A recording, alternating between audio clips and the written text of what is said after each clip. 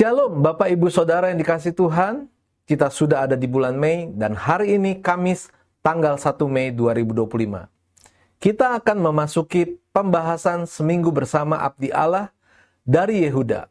Hari ini adalah hari yang pertama dengan renungan yang berjudul Hamba Tuhan Tak Dikenal. Mari kita akan membaca firman Tuhan dari 1 Raja-Raja 13 ayat yang pertama. Sedang Yerobeam berdiri di atas mezbah itu sambil membakar korban. Maka atas perintah Tuhan, datanglah seorang abdi Allah dari Yehuda ke Betel. Ada beberapa orang di dalam Alkitab yang tercatat kisah hidupnya tetapi tidak dikenal. Artinya tidak disebutkan nama orang tersebut. Padahal kisahnya cukup menarik dan bisa menjadi bahan pembelajaran bagi kita. Salah satunya adalah abdi Allah dari Yehuda. Alkitab hanya menyebut identitasnya sebagai abdi Allah dari Yehuda. Siapakah dia? Kita tidak tahu. Orang-orang Kasdim, Syria, dan Arab menyebutnya sebagai seorang nabi.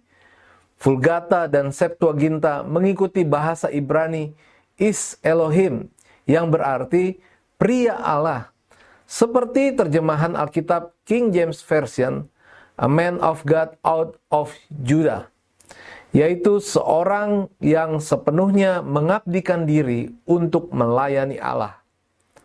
Sebagian orang mengira dia adalah Semaya, sebagian lagi mengira dia adalah Yoel, dan sebagian yang lain mengira dia adalah Ido. Namun yang terakhir yaitu Ido itu tidak mungkin. Karena dia menulis kisah-kisah Yerobeam. Sebagaimana disebutkan di 2 Tawarik 9 ayat 29.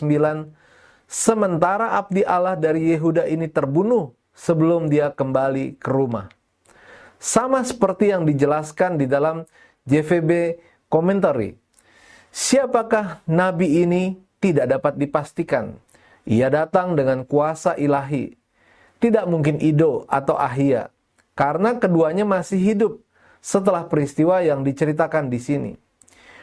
Yosefus menyebut nama abdi Allah dari Yehuda ini adalah Jadon, dan Tertulian menyebutnya Sameas. Intinya namanya tidak disebut, keluarganya juga tidak disebut. Bahkan asalnya hanya disebutkan secara luas, Yehuda. Jadi ia terkenal tapi tak dikenal. Kita tidak tahu banyak mengenai hamba Tuhan ini. Yang kita tahu adalah dia diutus oleh Allah dengan instruksi khusus dan dia berasal dari Yehuda. Ini menarik.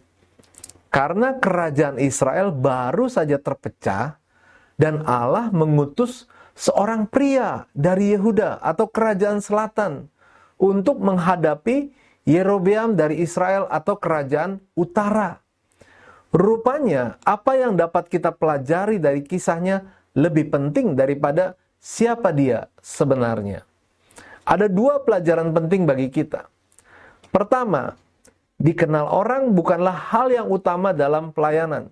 Jemaat atau pengunjung gereja sebagian besar mengenal pengkhotbah atau pendeta gereja itu. Namun siapa yang mengenal asyir, pendoa, koster? Namun pelayanan sebagai asyir atau pendoa atau koster tidak kalah penting dibandingkan dengan pelayanan firman atau berkhotbah. Artinya, dikenal atau tidak, seorang asyir dan seorang pendoa serta seorang koster adalah orang-orang penting dalam pekerjaan Tuhan. Jadi dikenal atau tidak itu bukanlah hal yang penting dalam pelayanan. Kedua, dikenal atau tidak, pelayanan harus dilakukan dengan sungguh-sungguh. Apakah karena dikenal seorang pengkhotbah baru bersungguh-sungguh di dalam melayani?